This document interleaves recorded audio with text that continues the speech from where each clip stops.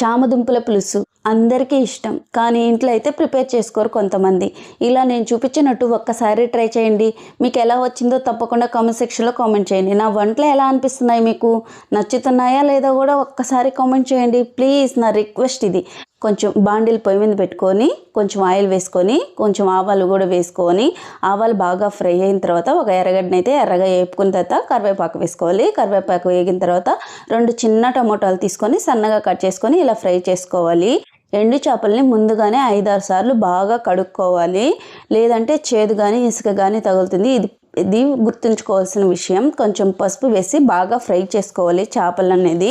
ఇలా ఫ్రై అయిన కొద్దిసేపటి తర్వాత మనము చామగడ్డల్ని వేసేసుకోవాలి. చామగడ్డలు ఆల్రెడీ ఉడకబెట్టాను నేను. ఉడకబెట్టి తొక్కు తీసేసి 2 ముక్కలుగా కట్ చేసుకున్నాను. ఇలా ఫ్రై అయిన దాంట్లో మనము కొంచెం కారం 1.5 స్పూన్ కారం అనేది యాడ్ చేసుకోవాలి. కారం బాగా వేపుకున్న తర్వాత కొంచెం ఉప్పు, మన టేస్ట్కి సరిపడా ఉప్పు వేసి ఫ్రై చేసుకున్న తర్వాత చింతపండు పులుసు అయితే పోసుకోవాలి. పోసుకొని 10 నిమిషాల పాటు మూత పెట్టి మగ్గించామంటే చామదుంపల కూర అయితే రెడీ అయిపోయింది మనకు. నా వీడియో ఎలా అనిపిస్తుంది, మీకు నచ్చుతుందా లేదో ఒక్కసారి కామెంట్ చేయండి ప్లీజ్. సబ్స్క్రైబ్ చేసుకున్న వాళ్ళు అన్సబ్స్క్రైబ్ మాత్రం చేయొద్దు, ఎందుకంటే డిమోటివేషన్ అవుతుంది. ఇది నాకు పలకడం రావలేదు, కానీ అర్థం చేసుకుంటారని అనుకుంటున్నాను. ప్లీజ్ రిక్వెస్ట్ అనుకోండి.